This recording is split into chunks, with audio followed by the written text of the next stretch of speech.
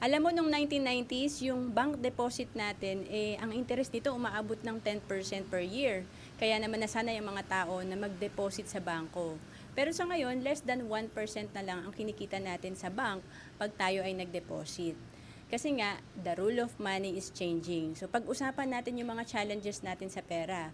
Una is, people live longer today. So mahaba pa yung buhay mo, pero yung pera mo ubos agad. And then pangalawa, skyrocketing cost of living.